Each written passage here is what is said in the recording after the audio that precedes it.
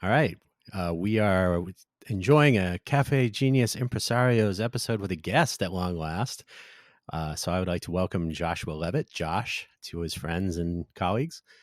You probably know him from Tech Alley, but there's more to the story. And so welcome, Josh.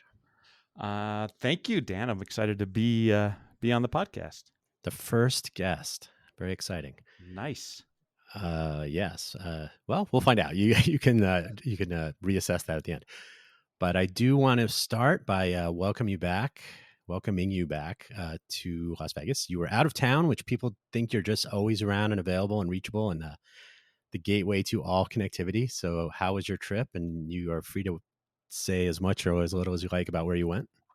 Yeah, no, the trip was really nice. I went to Seattle to see my oldest son who moved there in the summer, or last summer. So he graduated from UNR up in Reno and spent about a month back in Vegas and said, "I'm going to try something new," and packed his bags and went to went to the Northwest, man, and ended up finding himself a nice job, and it was good to go up there and see his place and see how he was doing.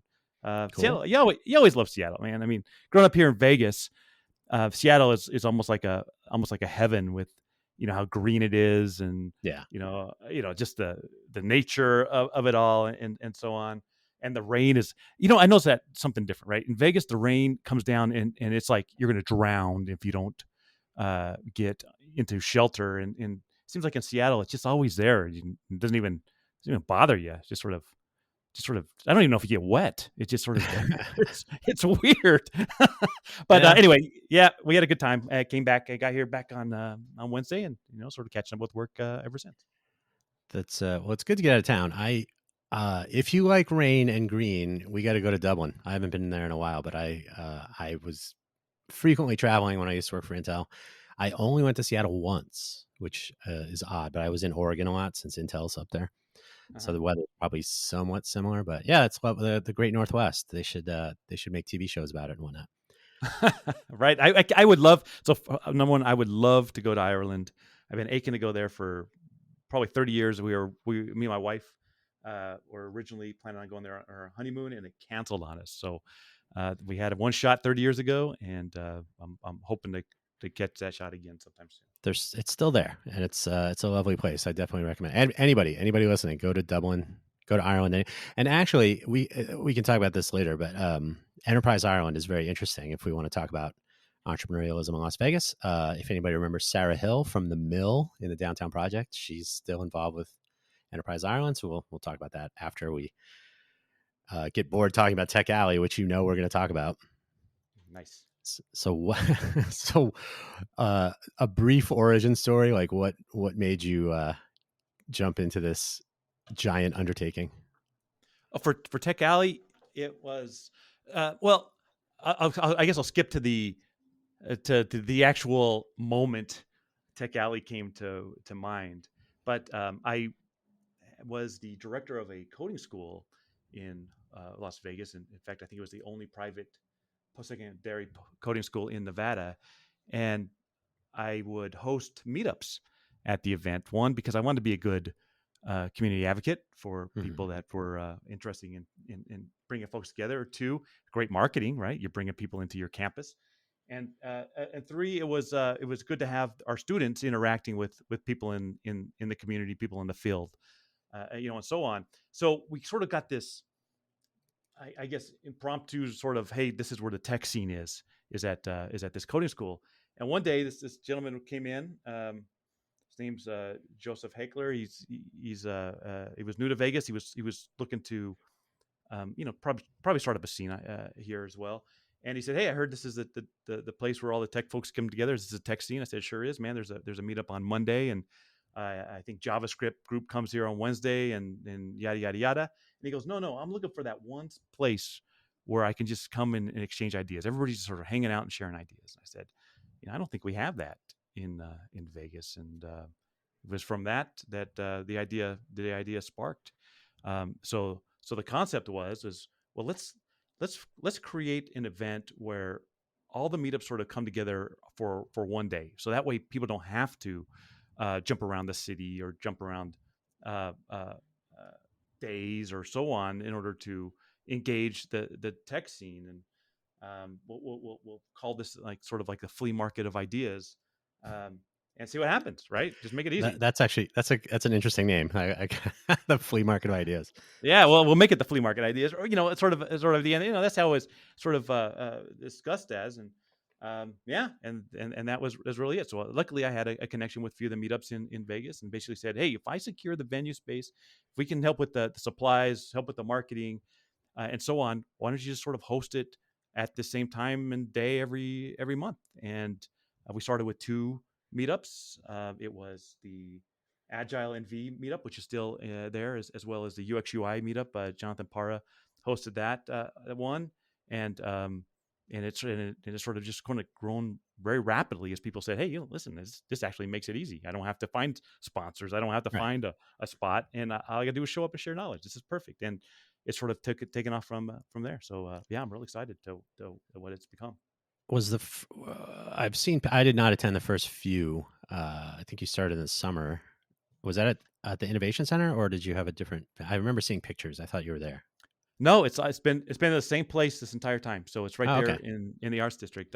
So Taverna. So it was actually Liz uh, Lopez with the city of Las Vegas, and I were walking around the arts district trying to find a location. So how the city got involved is I actually went to the city and I said, "Hey, you guys are doing a great job at getting people to come to Las Vegas, right? But how are you going to keep them? We need to have a culture." My goal was to say, "Hey, why don't you give me a space at one of your innovation centers or something like this? Because I just need a big hall and so on." I think at that point they had the Innovation 2, which was an old library on Las Vegas Boulevard and like Washington, the old Discovery Library. I don't know if you've ever seen it. I don't know if the city still runs it, but that's what my original intent was. And it was Ryan Smith who said, well, "Why don't you bring it to the art district and do sort of like a bar hop, right?" And I thought about it for a bit, and I said, "Well, Tech Alley has three principles: it's inclusive, it's free, and it's consistent. It's not inclusive if no one under 21 can come, right?" So I said, "Well, maybe we can do That sounds coffee familiar. shops." Yeah, Yeah. coffee shops. And I think we're working with Cooperate as well. They had a space over there in that area, and I formed basically an advisory board and had a few people. We were talking through ideas, but anyway, um, the city liked the idea. They Liz and I started working together, and we were walking around downtown and hit Taverna. They weren't quite open yet, as well as a floral shop there called Stinko's, and both of them were receptive to Right. the idea, and that was it. That's why we landed where we did. Okay. Yeah, I don't remember where I saw the photo, but oh, well, that's cool. Yeah, the the 21 plus thing. Anybody who's heard me rant, you do not need to be with the sign like you have to be this tall to ride a ride. You do not need to be 21 to innovate. So that's been like a little thing that I make noise about frequently. So that's good. But and then so I happen to know this recently, but how is it going, and is it getting bigger? As in attendance, I don't know what you were thinking, but attendance. Yeah, I think attendance is right where we wanted it to be, which was somewhere between 100 and 150 Yeah. people. The first Tech Alley event was 40 people, and then it jumped to 80 people, and then we sort of hovered around the hundreds for quite a bit. And this is right is during I think right when the governor turned the mask mandate off. So even though a lot of people still wore masks, but there were still some concerns around COVID. But it's so right now I think we're hovering around 150 attendees in Vegas per month. But what I like is I like seeing all the new faces, right? And that's what excites me. Is Right. and that's part of the consistency part. In my mind, everybody can't make it every month, but so I understand when we don't see the same people every single time, but seeing new folks just means that there's more awareness of it and more participation and new ideas and so on. So that really excites me, as well as seeing more of the youth coming here. As I mentioned, I'm from Vegas, right? And I tell people I knew three jobs growing up when I was here. One was construction, and that was the neighborhood I lived in. All my friends' parents were in the construction. I worked construction from middle school and high school, and so I mean I knew that career choice. I knew obviously in the resort. and I knew cop, and that was about it. And so the idea of having a community that comes together and can help guide some youth around these non-traditional Vegas occupations is really exciting to me. So I love to see high school and even younger folks coming here and participating. Sure, sure. Yeah, I mean, I think you and I both reached out to Junior Achievement, and I've volunteered a couple times, and I always mention, hey, we should have more cross pollination because probably a topic for a longer discussion, but the insular community problem, right? People don't even know that there are other people. Oh, you're doing something we could actually collaborate on, that kind of thing, and so I still, believe it or not, everybody listening to this, listen up. I still run into people who have no idea what Tech Alley is. And you would think it would at least show up somewhere, like in discussions. And in fact, so I don't want to go too far off the rails this early, but we had our pitch workout room last night for the first time at the Innovation Center. And so thanks again to Josh for enabling that back in January 2022. Got off to a good start all year. And so now we've expanded the time and whatnot. So we were actually, I don't know if you had, I think you met Sammy, and she was asking some people, how did you come to arrive here? And I was at Tech Alley. I went to the pitch workout room there, and I met Martin, and I met John, and I met, so everybody kind of trying to figure out how they discover things. And it turns out it's really hard here. So how do you, I mean, I think you're trying to get the word out more. I don't know if you want to talk about that. So getting the word out more about the activity, of course. I tell people, we could be the most we could be the most productive entrepreneur hub in the world, and unless people know about it, right, outside of the of a small community, it's meaningless. So you can even see what Tech Alley we try to do at Tech Alley, which is promote not only our events but everybody's events. Right, we wanted to make Right. it seem like there's just activity all over the place.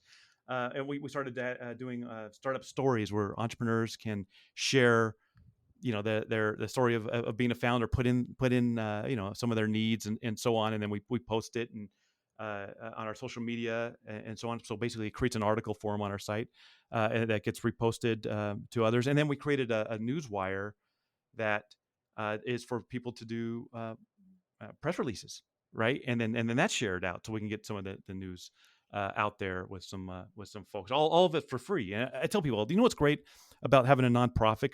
Because Tech Alley is a 501c3, being a founder of a nonprofit and so on, is that we can just do it, right? Oh If yeah. something comes up, I just do it because we're here for the good of the community itself. We're not going to put down some figures of how we're going to make money off of this. That's not what we're thinking about. So if someone says, hey, we got this problem, let's just solve it. Done. Right. It's that easy. Yeah. Right. And so we're trying to create the buzz, trying to make it cool. I think Vegas has the uniqueness of as a community that competing against the bright lights of the strip, right? That blind it from wherever, blind out everything outside of that strip. So the idea of bringing people into other areas of Las Vegas and highlighting what we are accomplishing is very, very, very important. We talk about this, that according to that dealroom.co, which scrapes the internet and it sort of gives them information about the startup scene here in Vegas. Man, there's 1,200 startups here with a enterprise value of $41 billion. Right? I mean, people don't Right. know that, and so there's a lot of cool activities, a lot of big names, a lot of money, and a lot of, I think, important people that are out there that people just aren't aware of. So I'm familiar with Deal Room, but the number you said, was it 1,200 startups? Is that Yeah. tech startups or any startup? Well, no, I think they're more of the However high that would be growth. defined. Yeah, I would say they're scale ups, right? Companies that can scale, right? So um, that's I guess the best way I'd classify them is that. So they're not like bakeries, but they're technology startups. Why not? Let's just call it that. Yeah. Well, one of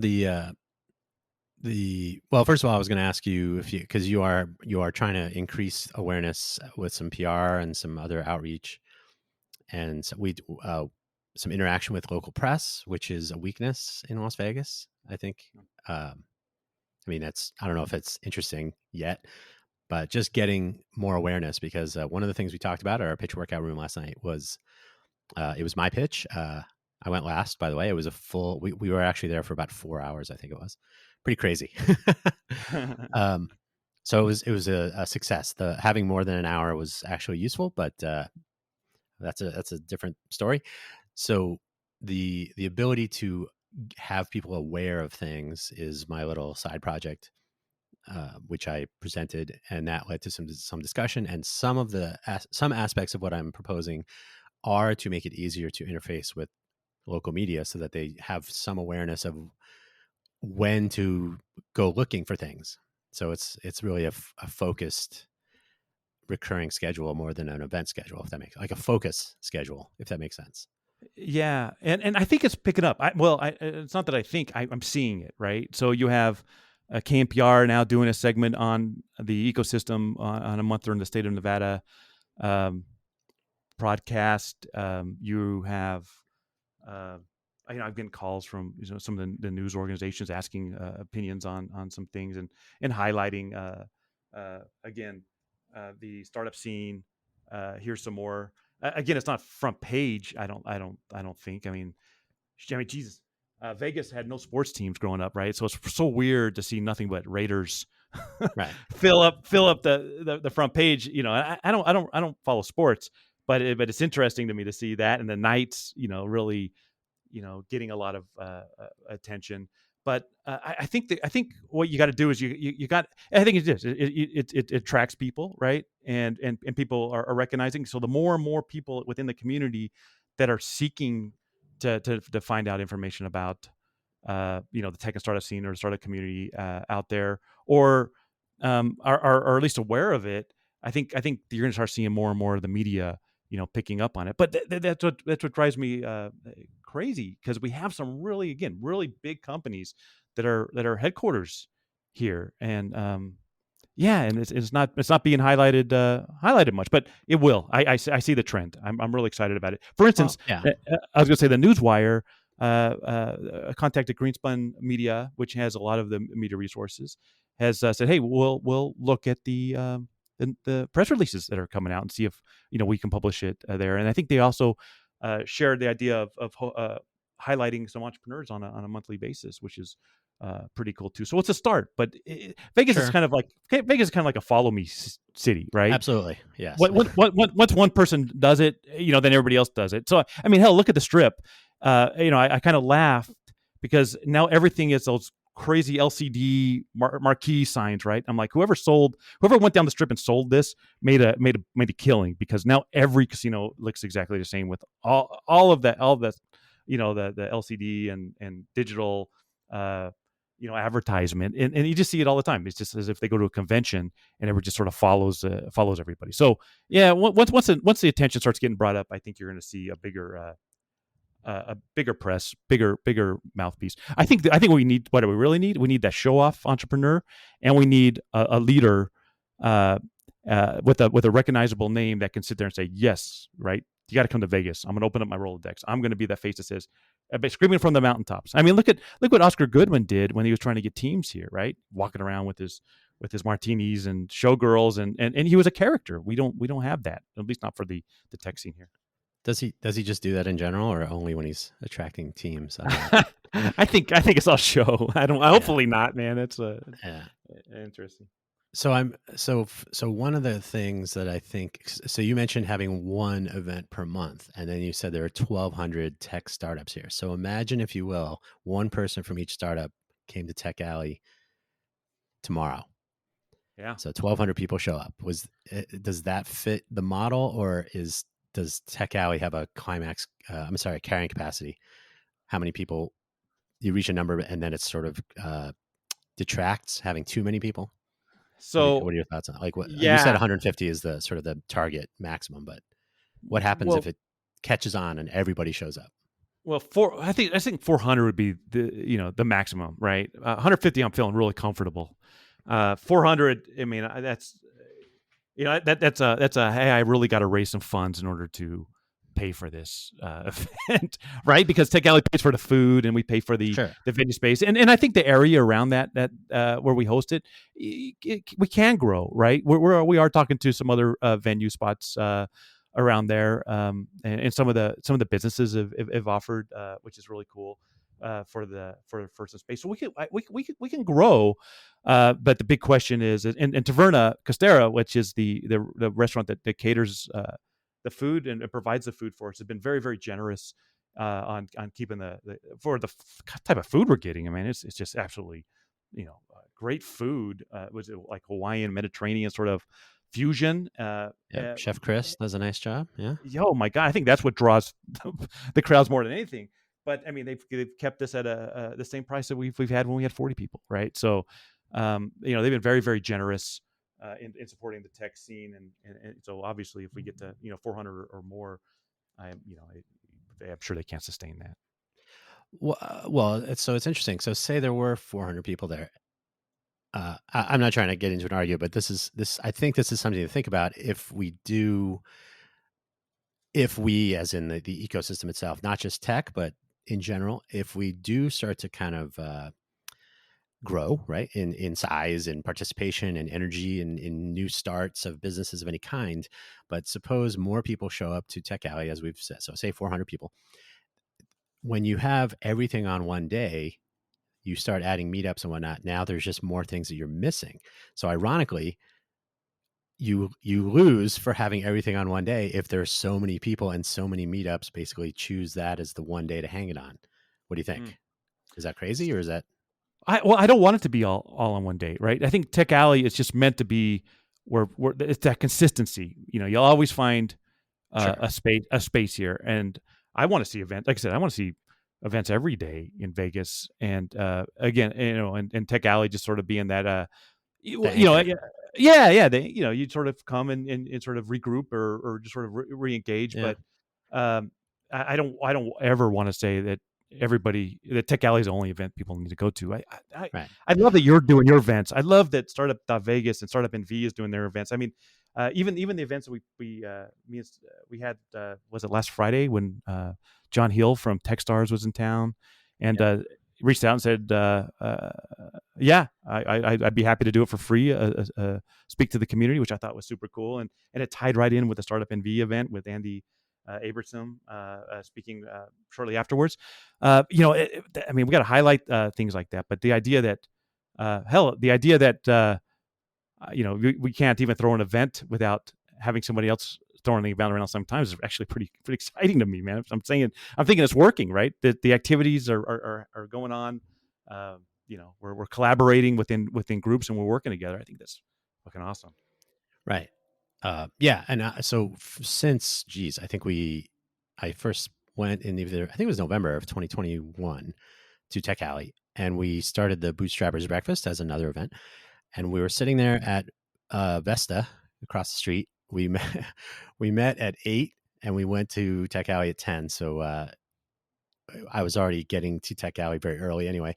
But the take home was like, this is an anchor to start a month, right? So the third Saturday, you start between now and the next third Saturday next month. Mm-hmm. Everybody you met at Tech Alley is somebody that you should have a more I'll say intimate, but a smaller meeting, a more focused discussion, because at some point you just get lost in the mingle, or you go to the meetups and you didn't get to talk to so and so and this and that, but oh, let's meet up later. And I'm seeing, this is my observation, but I'm seeing that people tend to hang their plan on Tech Alley and then, oh, I'll just see you next month, or you're going to be at Tech Alley, instead of saying, do you have some time to talk before Tech Alley, like tomorrow or the Thursday before, or something like that. So I'm slightly concerned that it's becoming a go-to instead of an enabling, like, starting point, if you will. Hmm. So just observation. So, and as you say, there are other events, and you do a great job, if I can say that, of cross promoting things. I don't know that other clubs, groups, organizations, communities do the same, and that is another thing that Las Vegas culturally needs to work on, in my opinion, is cross promoting each other and helping people be aware that hey, if you like this, you're going to love that, because Mm-hmm. ultimately everybody wins in that case, right? Because the connections that come from that probably raise all boats, as they say. Yeah, and as for lack of a better word, ecosystem builders, right? Which I think event planners are part of that. It's important there's no competition amongst us, right? There's no zero sum game here. We need to promote and so on. And in fact, when I first started Tech Alley, and there seemed to be some people that saw us as competition. I recognize that, and so when people say, "Hey, how can I help Tech Alley?" I said, if you ever hear anybody talk bad about another event, tell them to shut the hell up. Right? Let's change a culture here, Right. and lead by example, and show that it's not acceptable to try to tear down other events in order for yours to get more popularity. There's plenty of room here. We just need to work together. But I mean, hell, look at you're promoting. Look what I'm promoting with the inclusivity. No bars. Make Right. sure that anybody at any. I mean, that's picking up like crazy now, man. I mean, hell, you even talked to one event. I won't say his name. You pointed it out. I bet you they didn't even think about it. The big event, which recognized a lot of the top tech folks, Hmm. and they lowered the age to 18 like immediately, right? Right. And of course it's a work in progress, but just that notion is showing results now. There's other cultural changes I think I'm recognizing, and again, it's hard for me because I grew up here, and to me it's normal. But meeting folks like you and others that are coming from other cities and go, no, that's not the way it's supposed to work. You go, okay, well, shit, let's lead by example here, and try to you know uh, make make a good culture, a positive culture, the norm, or for per se, right? And so, as you said, promote events. I'll promote all the events. I love that Tech.Vegas, the website, now has a calendar and is promoting like everything that's going on in the Las Vegas tech scene. We are at Tech Alley now going to be actually having people check in, and so we can get their information, so we can start sharing more information out there. Originally I was against like newsletters and so on, and I figured, I don't like them, no one else will. But now people are craving that. So if it's Right. we're looking at it as another way to promote what's going on within the scene as well. So I don't know. We'll see how it comes out. But my strategy now is one, just do it, and two, lead by example. Right. Yeah. I mean, the newsletter thing, I always tell people, you can go to a website and you can try to find things. And I did discuss the failings of the siloed calendar sites. And so, a topic for another time is the ongoing smart calendar project we're working on for our charity. That's an army of one project at this point. But anyway, there are different ways to do things that are not just the status quo. And so, yeah, certainly awareness. But if you have to go to a site to find information, then you end up spending or not spending time searching. And we talked about this last night as well, right? Like, oh, to find a meetup, you go to Meetup, you go to Eventbrite, you go to LinkedIn, and you just start spelunking a little bit. And the nice thing about a newsletter is that you don't even have to read it, but you have it. So Mm. information that's ideally, oh, something close to what you're looking for. And then if you don't ever read it, that's fine, but you don't have to go searching. It's in your inbox. You search in your inbox. So I think there is some appeal to that, and also properly using. I don't know if you can hear my phone ringing. Sorry about that. Um, Properly using calendars because your calendar on your phone can certainly show things that are coming up. So I think, as I said last night as well, you weren't there, so I'm kind of filling in some of the minor points. But the more people are aware of what's happening, that was my stuff falling. Sorry. The more people are aware of what's happening uh, easily, the more they can at least participate, even if they don't go, but they'll at least know about it. But I think discovery is a huge problem. So the more Yeah. people get the word out is fine, but taking advantage of the technology and not just relying on the status quo, right? Like everybody just uses Meetup. So, or the WordPress plugin for the calendar, right? Those are necessary but not sufficient in my opinion. Yeah. No, you make a good point.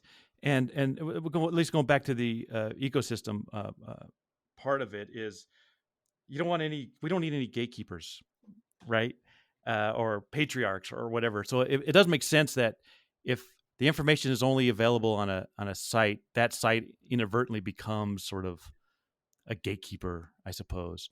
Yeah, get the information out. Anybody that comes to Vegas and says I want to participate, someone next to him hopefully is saying, "Let me tell you how," right? Or if they don't even know where to look, you're right. They should be able to find it. I always looked at it as so. Where my brain's going on this one is I was part of a panel once, and here in Vegas, and they were talking about the ecosystem. This was a few years ago, and they had a lot of government folks and so on there, and they're talking about how to enter the ecosystem.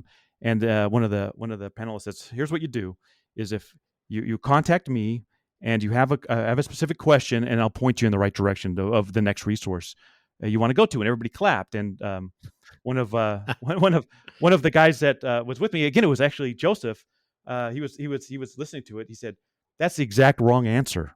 Right. Right. And Exactly. he goes, because you're now the gatekeeper. You're now that patriarch to it. People have to know who you are and how to contact you and have a question for you. He goes, entrance into the ecosystem is sitting at a restaurant saying, "Man, I had this really cool idea on a calendar," and Dan, you're sitting next to him, says, "Hey, man, I want to hear it." And next thing you know, I'm engaged. I don't even know what my question is. I just have someone that's now helping me find resources simply because they heard me at a bar, cafe, restaurant, whatever. Right? That's the entrance point to the ecosystem. And so I sort of put that as all right. When I see that, I know we're doing something successful, which is why I always love to hear the stories of that happening at Tech Alley. But I never associated it with, all right, well, it's the same thing can occur with having a calendar. Sure, I know what the calendar is, and you might know where the calendar is, but does someone coming to Vegas know where that calendar is? That's an Right. issue. Yeah, right? We got to get some Yeah. billboards up there, man. Well, We got to get some billboards and start putting freaking calendar events. Why not? Right? Wow, that'd right. be interesting. Yeah, sure. Well, yeah, the discoverability is how do I discover things? And I always, not always, but I tell some people in the software world where I live, um, if anybody knows how microservices work or the cloud and all, they have a thing called a service registry, and you can discover services in a structured way. So who's responsible for emailing, so I can use the email service and so on. So here, as you say, it's some gatekeeper or set of them. Some of them are named Josh, others are named Jamie Schwartz, for examples. So when you hear, "Oh, do you know Josh? You got to talk to Josh." Well, that makes you, whether you like it or not, sort of the I will say bottleneck, but not that's not a negative way. It just means that the more things pass through you, the less time you have to work with them.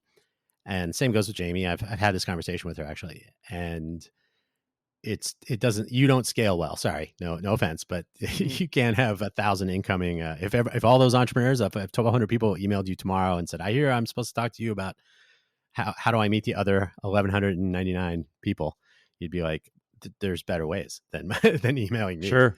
Yeah. And 100%, man. I told a story yesterday, true story, as part of my soft pitch, my first time pitching it. I used to work at Philips Electronics, and they had 160,000 people worldwide at the time. This was back in somewhere around 2000. They had no company directory, and their company culture was only face to face. So our second day is our new software and electronics business unit of the Flat Display Systems Group, so LCDs basically, was on a plane to Eindhoven in Holland, meeting with people at the NAT Lab, the ASA Lab. We had to go meet them in person. We had to say hello, and we had to get their list of contacts and who else should we talk to and so on, just like you described. And so, yes, exactly the wrong way to proceed. And I always tell people, hey, you have a device in your pocket. Most people now with a calendar and ways to communicate with people. You can talk to more than one person, and certainly calendars should come to you. Hmm. So You know what, man? I'm going to talk to Ben or somebody. Ben is the one that runs the Vegas TikTok Vegas. And again, how can you make that information easier, or at least on events, and maybe even something bigger? Or maybe we can brainstorm this. But why not have something on, um, hey Google, Google speakers, technology, something easy where you can say, hey, is there an event going on within the ecosystem or entrepreneur scene yeah, or startup community? And it goes, sure, here's a calendar. So make it that easy for that, and maybe even hey. Maybe even use. I wonder if like the do AI ChatGPT. If you put in there, hey, I'm new to Las Vegas. Can you give me a list of what I yeah, need to do in order to engage the ecosystem here? And it just pops up. Fuck, dude, we should see if what happens with it. I'm going to next and find out how do we populate. How do we get that yeah. information out in that technology? Yeah, Do you want to? why We not? can talk about that right now if you want. But I will say, I'll apologize for any young ears that were with that F bomb there. I'm cursing. I apologize. But no, young kids are not going to listen to this. So that's okay. Maybe they will. I can't say. I often tell people I was part of 47 hackathons and a reality show, and I was at Intel, and I quite literally worked with. I think the youngest was 7, but I'll say 10 years old to 70. 7 to 70 sounds better, but I think 10 years old at a Coder Dojo event, and a 70-year-old couple at a hackathon in Cambridge, Massachusetts, and all ages in between. And so that's why I say the age, you don't have to be any age. There's no min or max. But yeah, it's important to allow them in, but no F bombs. Yeah, yeah. But I can't.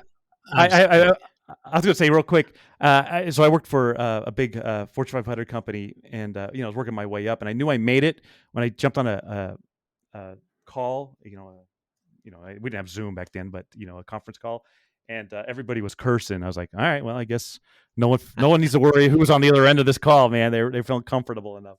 Right. I figure I made it. But anyway, go ahead.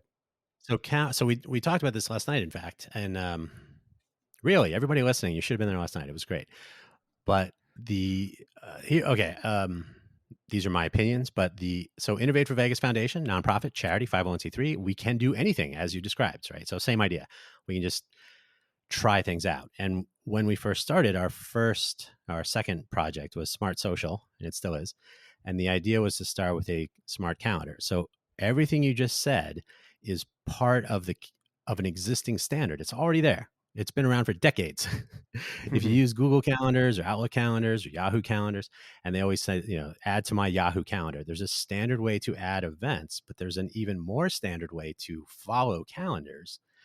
So in the model that we have spec'd out, which unfortunately I'm the only one working on it right now. So just like Josh and Jamie, you cannot have just one person doing these things. Mm-hmm. The idea is to you create a calendar using your favorite tools. An Outlook calendar, for example. Here's Tech Alley and here's the rundown. Rather than publishing it to Meetup because you have to do that as a separate step, right? You have to generate some text and paste it into a form, and you submit it, and now you have an RSVP list on Meetup, right? Does that sound familiar? Oh yeah, yep. So if you actually have a calendar server that follows the RFCs, request for comment, so that's how a lot of internet standards are implemented as RFCs. So an RFC, I think there's about 5. I've read them all. So it felt like 10, but that cover iCalendar streams and CalDave protocols. So all these things have been around for decades.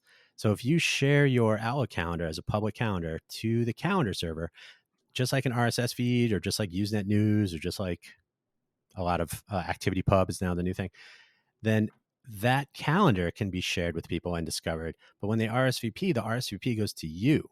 If you cancel the event, if you update it, you update your calendar, and then it percolates up through these various servers. So no longer are you trying to get people to update or to publish. You're doing that, and they're taking your calendar information from you. You host it. So rather than creating yet another silo that you have to go up, and I know I'm monopolizing I'm going on at length here, but when I was working with mobile food vendors, food trucks, they have exactly the same problem. They have to post their schedule in 12 different places because there's so many apps and Instagram and Twitter and all that. So it's like, why don't you just use standard tools to publish these, publish it once and then have it percolate through with RSS and similar. So it is totally doable, and we can actually be a smarter smart city because of it. And that's one of the plans. So everything you just said is part of what I've been trying to get people to work on as part of our open source project. So it will happen eventually. It'll happen twice as fast with 2 people. It'll happen half as fast with 4 people, if that makes sense. Yeah, it does. That's good. All right, cool. Yeah, I'm eager for it. We need it. Me too. Well, I mean, so just to give the quick version of my pitch yesterday, which was, I think it was fun. The whole night was fun. I'll plug that again. Pitch workout room totally worked out way better than I expected. I mean, I expected it to be good, but it was even better because we didn't have any time constraints. So people, Martin Fuentes did a 99-second Founders Live style to practice again because they have another one coming up in June. Uh-huh. Other people just didn't have a pitch or a deck or anything. They just started talking. You know how that works, don't you? I know. and a lot of feedback, like surprisingly deep, like well thought out, considered feedback and questions back and forth and whatnot. So when you have the time to do that, I think it's the value of this, if people actually participate, probably 10x, right? Because we're not constrained by having just 1 hour. No offense, 1 hour is a great start, but when you open the floodgates, the conversations that were going back and forth from someone who, like, her name was Noelle. I met her at Founders Live Tuesday, and I said, you should come by Pitch Workout Room, give it a try. She got up. I think that was like a good 30 minutes of back and forth about her, possibilities and where it could go, and what do you mean by that, and how would that, are you thinking this or that? So it was high value, to say the least, and we'll see how it progresses. But the thing that I was talking about was discoverability. So how do people find out about Pitch Workout Room? So that's where the create, learn, build, launch calendar idea comes in. Mm-hmm. You remember that? Mm-hmm.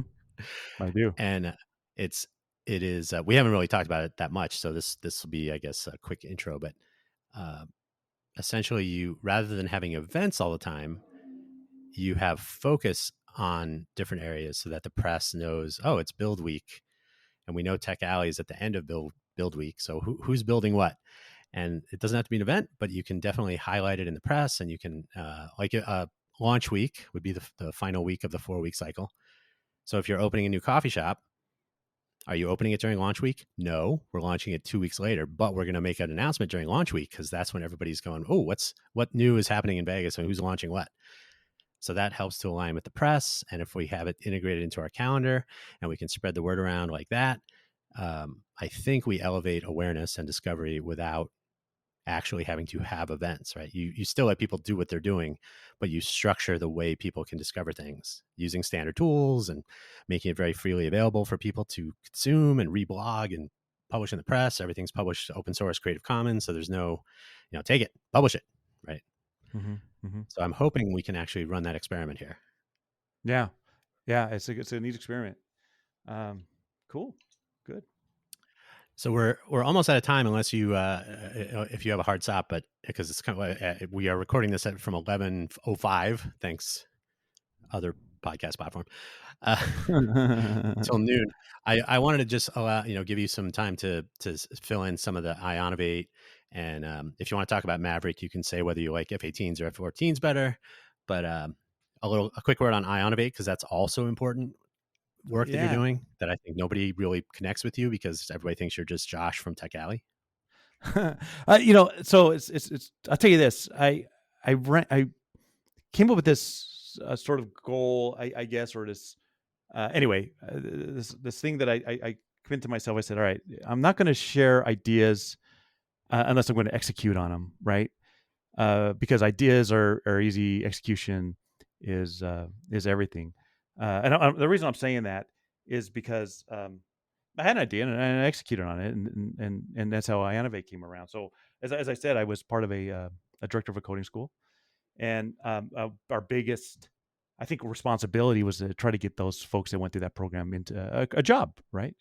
And I learned in that time why local talent wasn't attractive to some of these companies, and the big one is one, because it costs money to upskill junior developers, and two, once a junior developer gets 5-6 months worth of experience under their belt, they were tending to get hired by another company for more money than what they were making before, right? So all these startups or these companies were investing time and efforts and opportunity costs into these folks, and they were just leaving. So it was much riskier to just go out of country, out of state, in order to hire talent, mainly out of country. International market hit Israel and Argentina and India and so on.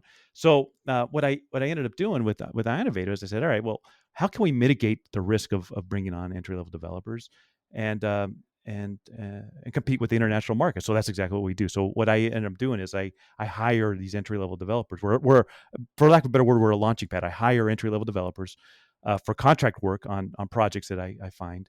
And then I hire a senior development team in Las Vegas to act as the intermediary between the client and the junior developer. So the client's working specifically with the senior developer, but the junior developer is doing a majority of the work. And then I blend that rate, where like a senior developer is costing $200 or so an hour. Junior developers obviously a lot less. I blend that rate based on how much time everybody's putting in, so it brings that rate down to 50, 60, $70 depending on the project.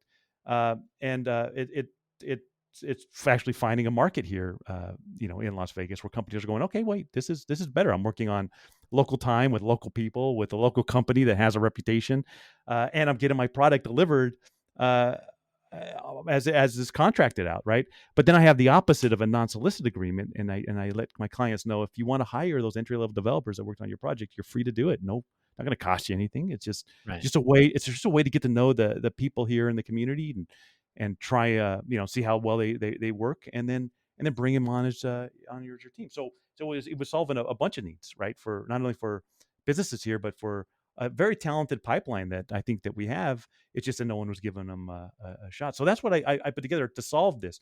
And I tell people, IONnovate was never meant to be this $1 million company that was going to retire on. It was just meant to prove that something like this could work, right?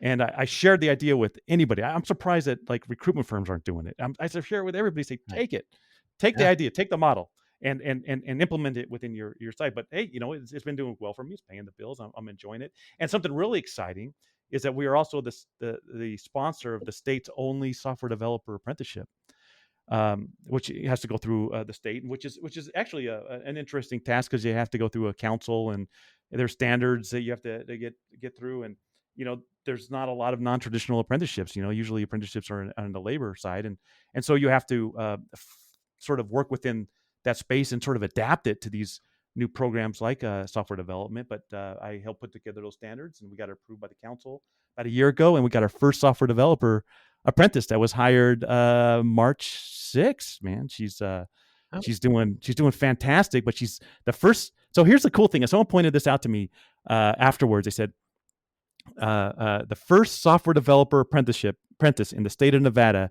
is a woman during National Women History Month. And I thought, oh, well, I guess you can't ask for anything better. That's a pretty cool coincidence on it. But no, she's doing fantastic, and it's an opportunity now. And I'm trying to get with the states and other organizations to say, let's promote the heck out of this. And so I almost got myself. Let's promote the heck out of this, right? Because it's a neat story. It's a neat story that shows sure. companies and companies outside and inside Las Vegas that you can get local talent in Las Vegas. And here's all of these different pipelines, including things like IONnovate's Launchpad, or the apprenticeship, and the benefits that come with these types of programs that make the talent more attractive. Which is as I do. Maybe you have a better grasp of it, because though I might have started a coding school and I own two coding companies, I'm not a software developer, right? But I think we have a tremendous amount of talent here, and at least on the entry level side of it. And they just need an opportunity to demonstrate their capabilities. So I love doing that. They do need it now. I just want to clarify real quick. You said you started a coding school, but that is a rumor that I think has gone around, that you were one of the founders of that school, which shall not be named. But set the record straight: founder, or you joined and then helped them Yeah, out? I'm not a founder. No, it was actually part of a nonprofit that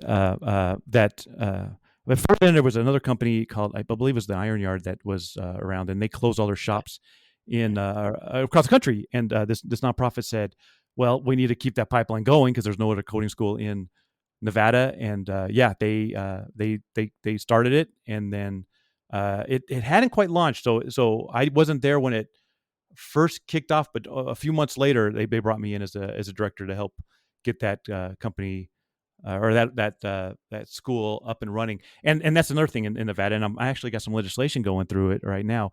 Is that the process to get a coding school, or any trade school, is just insane, which is demonstrated by there was only being one coding school in the state of Nevada, right? It just wasn't compatible with modern day education resources out there. So we're working on some legislation to change that, so Nevada can be more attractive to schools like coding schools and so on. Right. Right. Yeah. Well, yeah, Yeah. because some people are under the impression you were Anyway, that's a different No, story. yeah, no, But I wasn't the founder. I just got it. I just got it so it was legally able to start accepting students. no less credible is Josh Leavitt, but some people like, oh, but he started a coding school, so he must. Is like, well, he did a lot of cool things, uh, Yeah. but the interesting thing here, how hard is your hard stop? Because it's technically Uh, I haven't. I have about 30 minutes, so we're good. oh, I hope I won't take up more than 50. But the Uh, the there's a sort of a two sides of a coin. One, and I have had this conversation with many people, and in fact, I use it a lot for the Innovate for Vegas Foundation. Sort of, it's not the tagline, but it's something I say often: is local innovation by local innovators, which is a focus on people that are already here. Some people are probably have no idea or not aware of this at all. But when I first moved here, I suggested that UNLV implement a clinic program, which was to connect startups with students. So the students would basically form little consulting groups. So we did this at Harvey Mudd. There's like 100 universities and colleges across the country that do this. And my school, Harvey Mudd, had started it in the 50s. So it's been around. And I met with Rama Venkat in the engineering school and Zach Miles and a variety of other people. And we sat at a big table and I got my alma mater to join in and they were happy to help. And so we put together this program and it just failed miserably because there was no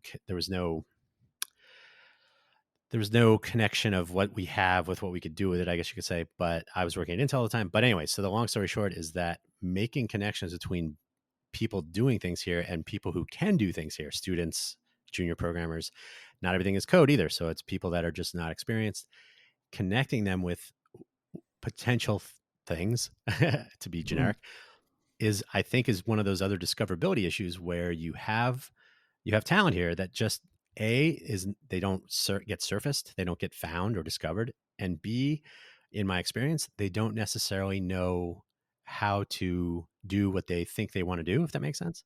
And mm-hmm, here I'm leaning more towards coding side, but a lot of people want to be developers, and then you say, well, here's a project, let's work on it, and I have a path to monetizing it and to turning it into a job, and they're like, mm, not interesting. Smart calendar. But there's there's a lot of, I'm just seeing, it's just so maybe it's because of the couple of years that people were homeschooled, or maybe it's, I don't know what it is, but I think it's an impediment because if you import all of your talent, as some have suggested, right, gentrification, um, making this the next Silicon Valley is not going to happen. But if you think that that's the way to go, then what happens to the junior level coders here? They don't have a place to even get on the on ramp as you're doing with IONnovate. But if you just say, well, we'll just bring our whole team from California or Austin or whatever, those are opportunities, I'll say lost, but certainly deferred, which I think is a concern because you can't grow an innovation culture here if you import it all, in my mm-hmm, opinion. mm-hmm. I agree. I agree. We have to create ways for locals to rise in that space. 100%, man. It might be easier to recruit people, but again, I don't know if that's sustainable. I don't know if that's a sustainable strategy. I'm all for promoting the local community. I say this too. I think, and I might be a rarity here, but I think our school district here does a phenomenal job. And my take on it is, you need that social support in order to help those youth get into those jobs outside of the traditional jobs. I think I said that earlier. And so we just have to create pathways or create opportunities, for them and so on. But yeah, that's it. Yeah, I Uh, mean, I think entrepreneurialism of all forms, not just coding and not just tech startups, which is another thing that I think is going to have to be a little wake up call. Is like not everything is a tech startup that's going to hyperscale and exit. sure. Sometimes it's IONnovate, right? I just want to do good stuff. Don't need to exit. Well, yeah, and I think it's important. Anybody that can employ somebody is just phenomenal.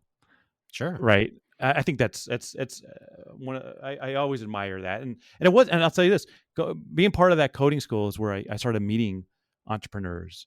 Because before that I was I was at I don't mind saying I was at Bank of America, and then I was the CIO of a helicopter company here, and I wasn't really exposed to that space as much. But I remember my jaw dropping when I was listening to an entrepreneur speak once, and I was like, "One, like a high growth, someone's like super excited about something." And I was like, "Holy cow! I can't believe that his take on this situation here." And I think exposing more people, I think, to these different types of mindsets, I think is valuable. But going to another thing though, you had talked about developers and some of them going, nah, I'm not really interested, or so on. What I always tell developers is developers develop, right?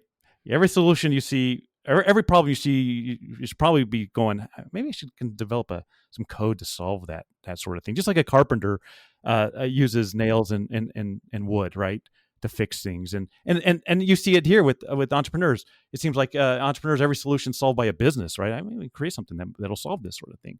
I think we need that mindset. So that's why I love what you're doing, right? You're basically saying, hey, I'll give you, if you're interested in coding, an opportunity to code and participate in something, right? But not coders also, right? So that's But not another coders also, angle which right. people don't always connect, is that hey, that's, I have to build an app to do a thing. Like, no, the app might be the secondary consideration, right? It might be just having an idea that you can like share with people, or having the human element of it, which is often left to chance, right? So people that design user interfaces, they're not always coders, but they are essential. And people who do language translations and test things and write documentation. So there's Mm, all kinds of aspects. And so we, back in October, we started the IONnovate for Vegas name change, and then that's a longer story, but we won't go into that right now. Code for America, but we also have, so we're going to maintain though Code for and Create for .vegas, as I call it, the entryways into the same dining room, right? So if you mm-hmm, have a KFC and a Taco Bell, same building, like, oh, we're sitting in the same place. We came into different entrances. So there are people, there are definite needs, and like I said earlier, the Create Week, Learn Week, Build Week, Launch Week, there's a lot of things, a lot of moving parts that people could actually take part in, even though they're not a coder. And we used to hear this back in the summer before we name changed, was, I'm not a coder, so I guess I'm not welcome here. And that was far from the truth. So it's unfortunate that a word made that much difference, but that, that was a minor change. But elevate, and so I don't. Side note: Cafe Genius has our Genius Roundtable, which is all about our entrepreneurial ecosystem, of which Tech Alley is a part. But so is the coffee shop that we have meetings in, right? I mean, that's an entrepreneur too. They started a company, and we are absolutely benefiting from their efforts. And so they are often left to, oh, you're not a tech startup. So, but I'm hoping our economy will realize eventually that entrepreneurs of all types contribute, and some of them actually have sustainable employment without needing to exit. So mm-hmm. it's, Yeah. it's a consideration for our overall.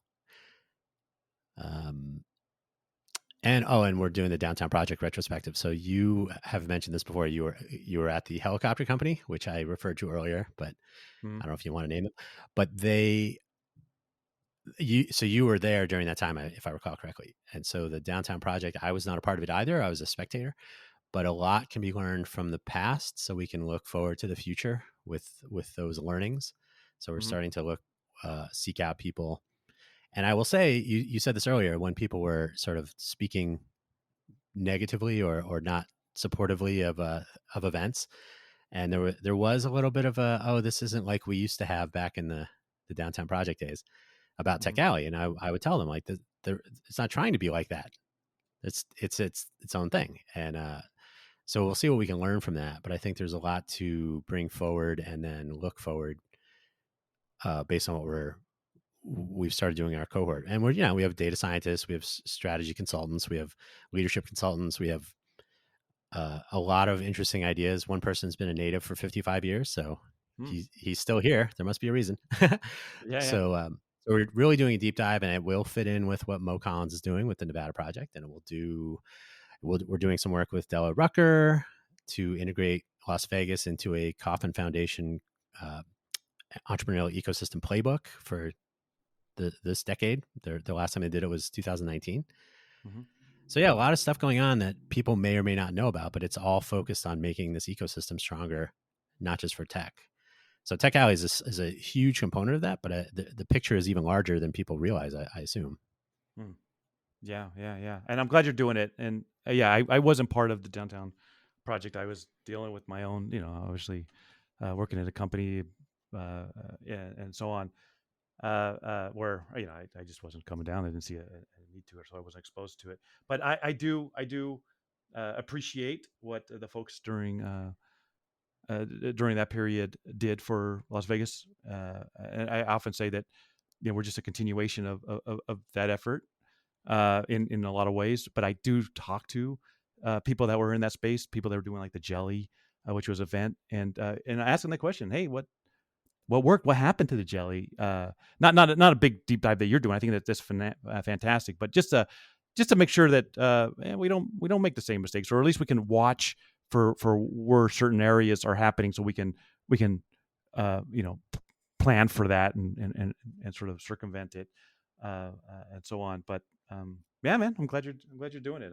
I'm excited again. Excited to be part of the scene of today and participating the best I can. Yeah, me too. And as luck would have it, you meet more people than you would think that have similar mindset. However, they don't know about each other. So I hate to even say serendipitous collisions because it's not something to rely on, but it's certainly something to benefit from when you can. And so, Tech Alley is one of many places where you can run. Well, it was also a Tech Alley event, but like you said, John Hill was here, and then Andy Abramson. That was a great turnout Hmm. because it was a double header, or a double feature, if you will. And so I ran into some people at the NFL, and we'll probably end up doing a project with them for the Super Bowl coming up. And we talked about the V Local project for privacy aware identity. So you run into people just serendipitously, and the more often people are able to meet, they don't necessarily go to Tech Alley, but the more people know to even bring up to be able to mingle. That's one of our other projects is pitch mingle. Is how do you tell somebody what you're doing in 10 seconds? Hmm. Because Yeah. nobody practices that, right? Yeah. So we have people practicing that and other things. So it's really just to elevate the entire platform of being entrepreneurial here, which is a much longer story, but I don't want to keep you too long. So Yeah. Well, again, I appreciate what you're doing. I appreciate the perspective that you're doing, and I love that you act right. Uh, likewise, yeah, yeah, and both sides. Yeah. yeah, I've said this before. Josh and I kind of have the same thing. We say we're going to do something, and it's like, oh, you're doing it. Oh, okay. yeah, yeah. You don't want to be known as an idea person, right? I think action actually makes stuff happen. So yeah, yeah, I love that you do that and you get people energized and I think you don't hold back as well. I think that sometimes we need to hear what does work and what doesn't, or even some of the frustrations. Like I said, growing up here, I really wasn't exposed to a lot of the other cultures, so knowing what works, what works in other cultures that we're lacking here for whatever reason. And I always say this: Vegas is still pretty much a small town. It wasn't too long ago that Reno had more people than Vegas did. Right? Sure. We were very small, and it just was only recently that our population exploded, and so there's a lot of weird mindsets and so on. But to know what works well, let's change that culture. I think we have an opportunity and in some ways an obligation to those that are going to follow us to get it right. But good, awesome, man. I'm really enjoying this call. I'm really enjoying this Uh, interview. yeah, whatever, chat, whatever you want. It's hopefully we'll have more interesting people, interesting and interested in having conversations like this. But yeah, and hopefully the quick story of Josh and Pitch Workout Room. Not only did he enable it, but he was the final presenter on the first day, and that led to, if you just want to have a brief, yet another thing you're working on. Yeah. It, Oh, and Tagley. Yeah. so that was literally that. I mean, that's I hate to always harp on it, but it's a great entrepreneurial story that we're trying to enable people to do. Is like if you have an idea, you have to. Well, you don't have to, but if you wanted to go somewhere, you do have to start. And Yeah. so talking about it is a good way to do that because you get, well, in your case, you got real feedback and progress. And that happened last night. And so the more people are willing to step out of their comfort zone and talk and get feedback, and the rule at Pitch Workout Room is don't be mean, but otherwise people were, they were providing critical, but useful feedback. A Yeah. critique, not so much of what people were saying because a couple of people didn't have a deck, right? They just wanted to get feedback, which they did, but it wasn't, that's a dumb idea. It's, oh, so do you mean this or that? And it's the kind of feedback that you don't get from just sitting in a coffee shop, right? This is the reason we're here, is to Yeah. give you feedback. And so that setting is sort of unique. It's very early in the process, which is not common here. And in fact, I had a similar discussion with SBDC. I know we're coming up on time. SBDC had SBDC Day the other day, and I described something that we're working on for the earliest of early startup people before they would go to SBDC or SCORE. And the SBDC people said, we've talked about that and we have nothing like that. So we could be an on ramp to that too. So we can take what we know about our existing ecosystem and try to help other people who don't necessarily know that, whether they're local or newly local. So yeah, Wow. lots Yeah. of stuff. I'm glad you liked the story of Intagli, and again, I appreciate what you did in hosting that event and making this happen, because I actually love the story all the way from the beginning, where again, it was one of those things where I said, I'm not going to share an idea unless I'm going to execute on it. And then I happened to be in front of city council promoting entrepreneurism, and I said, hey, I got this vision that every library in the state of Nevada is going to have a makerspace, right? So since I really believe that STEM ties into entrepreneurism, and so we have to create this culture where if a kid is trying to solve a problem or make a product or something, they have the means to do it. And after that, I was like, damn it, now I got to freaking make that happen. You tell the story about how I started visiting libraries, and then I started learning their complications, and then piecing this together and that together, and it just so happened that one of the guys that come to Tech Alley, his name's Chris, invited me to have some, go out with a couple of his buddies and have a drinks. And these guys were big into 3D printing, and from that conversation, I learned all these complications that why it might not be attractive to libraries. And anyway, it sort of turned into this. Hey, we're going to Uberfy 3D printing, and it all came from all these different conversations from different people that I had that was just sort of giving me input. And then the next thing you know, I'm speaking at your pitch workout room, talking about the idea, and I was just giving the idea away. I don't know if you remember that. I was saying, Yeah, somebody, please do this, right? yeah, I just want to see it happen. And Zach came up and said, hey, I'm interested in doing that. Can we talk? And so after we got talking, I said, you know what? I'm really interested in seeing this happen. Let's make it do. Let's do it. And we formed a business and launched it. What, 6-7 months later? yeah. It was Um, July when you did demo time. yeah, So yeah. 6 months later. But It's but crazy. It's crazy but how the it all came together. but the irony is that you already were working with Zach in this case. So, but in general, the fact is, if you don't, you could be sitting next to somebody who could make your idea. They're the other half of the effort, if you will. But if you never say it out loud, and if they don't happen to be there, so it's a challenge to find the pieces, find the Legos that fit together, if you like. But Yeah, nice. in it, I use Lego block references all the time. Lego bricks. But the benefit of intermingling, and the serendipitous collision thing, I think is too easy to throw. But if you actually set up an environment like Pitch Workout Room or like Tech Alley, where you're like, come here, do this, and then go to the next step. Don't stop here. That's the important part. This is the beginning, not the end. So the pitch workout room, I always tell people that you start here, but then you're going to go on to pitch for money or pitch for, finding co-founders or whatever. You have to start though. And this is a great way to do it. Tech Alley is a great way to meet people, but that shouldn't be the only time you have conversations with people. I just met you. Let's meet up later and Mm-hmm. continue this conversation because it's too crazy or we're having lunch now or whatever.